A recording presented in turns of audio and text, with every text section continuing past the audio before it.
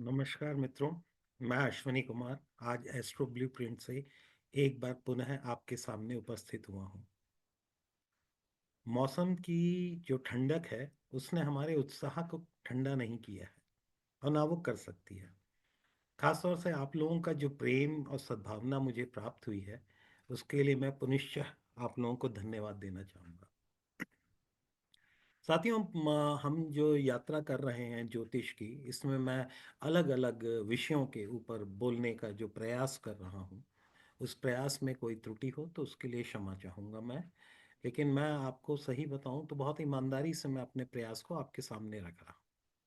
आज का जो हमारा विषय रहेगा वो है आठवां भाव और उसमें बैठे हुए ग्रह या उसको दृष्टिपात करने वाले ग्रह, जिसको हम कहते हैं aspect on the eighth house.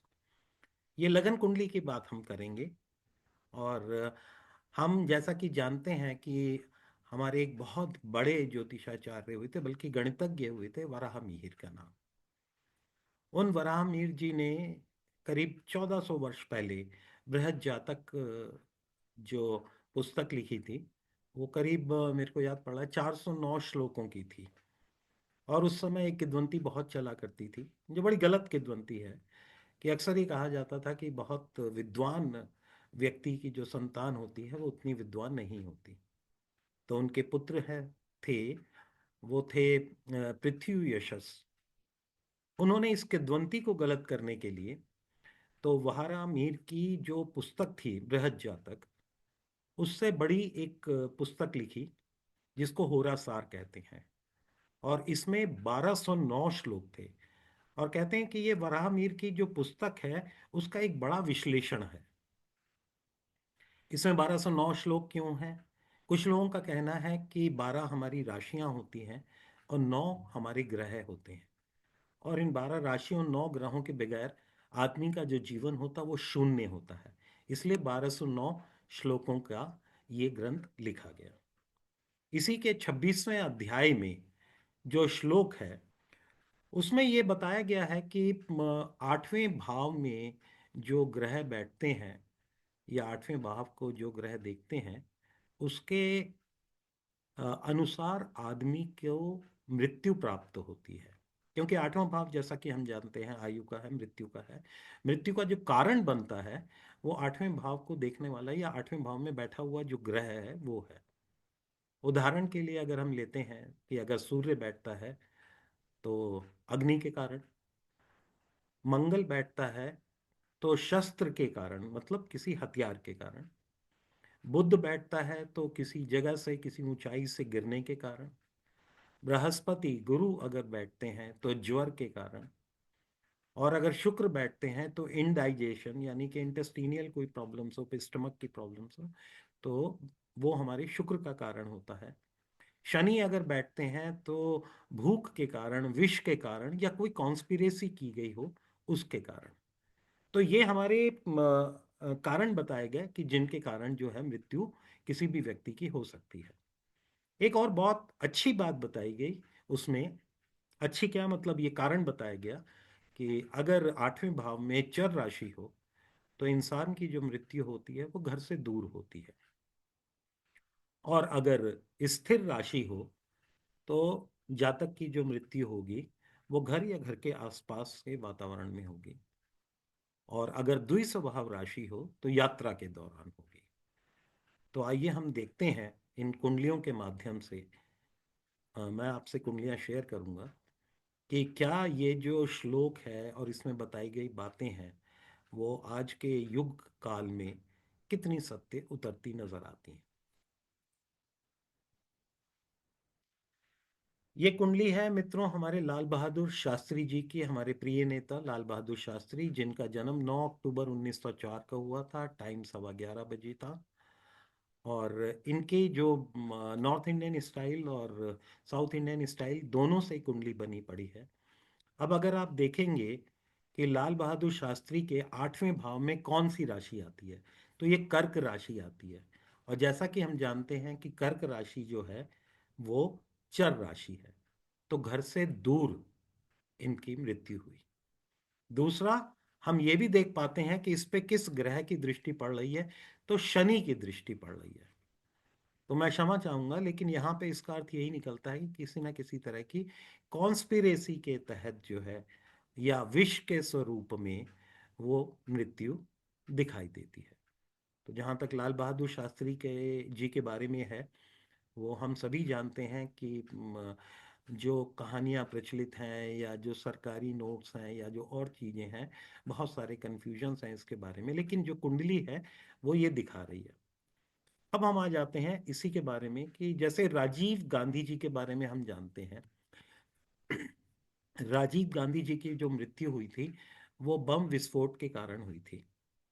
अब हम ये देखते हैं कि यहाँ पे पहले तो देखेंगे कि इनका जो जन्म डिटेल्स हमारे पास दिया है 20 अगस्त 1944 का है, और टाइम जोन के हिसाब से जो 9:53 40 का है। और अब हम यहाँ पे देखते हैं कि इनका आठवां जो भाव है, आठवें भाव में आप देखेंगे तो 1 नंबर राशि आ रही है, जो कि पुनः एक बार चर राशि है, यानी कि घर से दूर, ये हमें दिखाती है। अब देखते हैं इसको प्रभाव किसका आ रहा है। तो ये देखिए, मंगल की आठवीं दृष्टि जो है वो यहाँ पे आ रही है, और गुरु की जो नवम दृष्टि है 7 8 9, वो भी यहाँ पे आ रही है। तो इससे हमें क्या चीजें पता चल रही हैं? मंगल का मतलब है शस्त्र के कारण, किसी ऐसी चीज के कारण कि जैसे बम विस्फोट के दौरान हुआ था। और गुरु जो है वो ज्वर या गर्मी भी दिखाता है। तो हम यहाँ पे कह सकते हैं कि मंगल से वो विस्फोट जो किया गया उसके कारण मृत्यु हुई और घर से दूर हुई है।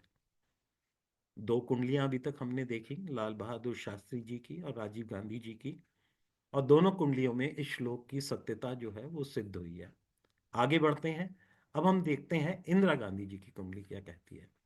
इंदिरा गांधी जी का जैसे हम जानते हैं 19 नवंबर 1917 को रात्रि 11:11 पे इनका जन्म हुआ था।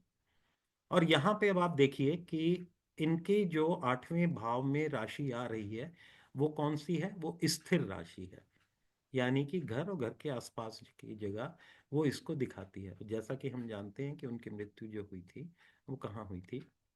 अब इसको देखेंगे यहाँ पे, इस पे दृष्टि कौन कौन सी पड़ रही है। तो आप देखेंगे मंगल की दृष्टि पड़ रही है, और आठ सातवीं दृष्टि मंगल की आ रही है, और नवीं दृष्टि जो है वो केतु की भी आ रही है।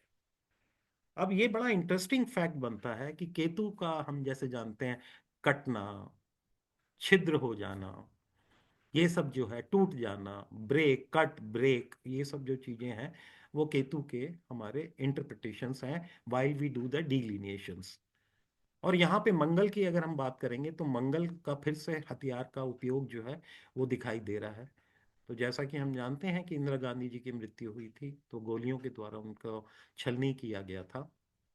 तो गोलियां और शस्त्र जो है मंगल से दिखाई दे रहा है, और छलनी होना जो है वो केतु से दिखाई दे रहा है। और आठवें भाव में जो स्थिर राशि है वो घर और घर के आसपास के वातावरण में इनकी मृत्यु बताई जाती है।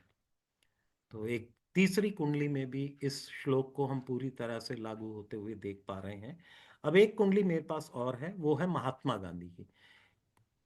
महात्मा गांधी जी की अगर हम कुंडली देखें तो बर्थ डिटेल्स जैसे सभी जानते हैं, हमारे प्रिय नेता महात्मा गांधी जी राष्ट्रपिता, 2 अक्टूबर 1869, और टाइम जो है 8:36 का है। और ये कुंडली जो है, अब इसमें आप देखें कि यहाँ पे कौन सी राशि आ रही है? ये स्थिर राशि आ रही है। तो अगर घर या घर के बाहर इनका जो पूजा ग्रह था, जहाँ पे ये सभा किया करते थे, वहीं पे इनकी जो मृत्यु हुई है, तो हम इसको किसी तरह से हम ये भी कह सकते हैं कि ये इनका घर और घर के आसपास का जगह थी जहाँ पे ये मृत्यु हुई है। इसमें पुनः हम देखते हैं तो किसकी? मंगल की दृष्टि, अष्टम दृष्टि जो है मंगल की, हमें वो यहाँ पे दिखाई देती है। और शनि की सप्तम दृष्टि जो है वो भी आठवें भाव पे दिखाई दे रही है, जो पुनः एक बार सिद्ध करता है कि शनि का मतलब कॉन्स्पिरेसी और मंगल का मतलब हथियार। तो हथियार के द्वारा और कॉन्स्पिरेसी के जरिए ये महात्मा गांधी जी की हत्या हुई थी, और इस बात को ये समझ में आता है कि किस तरह से इनकी हत्या को सुनियोजित ढंग से इम्प्लीमेंट किया गया था। तो साथियों, आज का जो हम लोगों का ये वीडियो था बहुत शॉर्ट था, लेकिन एक श्लोक के ऊपर ही नहीं बल्कि 2 3 श्लोकों का मैंने इसमें संग्रहित करा है।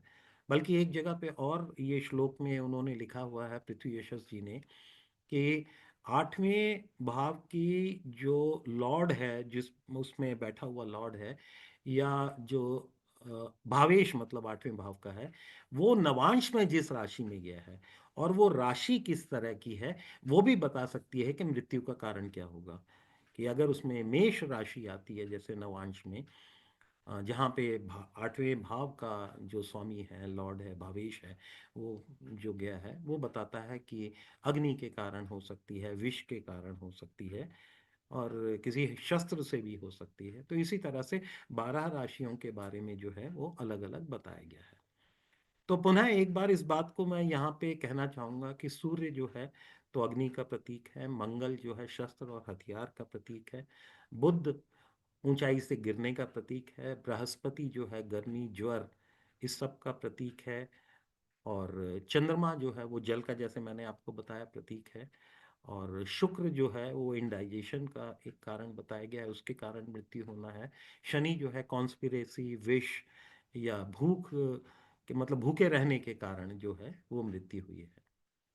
तो आशा करता हूँ कि आप लोगों को ये मेरा छोटा सा प्रयास अच्छा लगेगा, और अच्छा लगे तो एक बार इस चैनल को जरूर सब्सक्राइब करें, अपना प्यार दें, और बेल आइकॉन जरूर दबाएं, ताकि कोई भी वीडियो जो हो वो तुरंत आपके पास तक पहुंचे, जो मैं बनाऊं वीडियो आपके पास तक पहुंचे।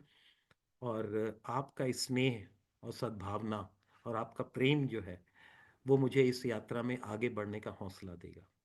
इसी के साथ पुनः एक बार Ashwini Kumar from Astro Blueprint आपसे इजाज़त चाहता है। धन्यवाद।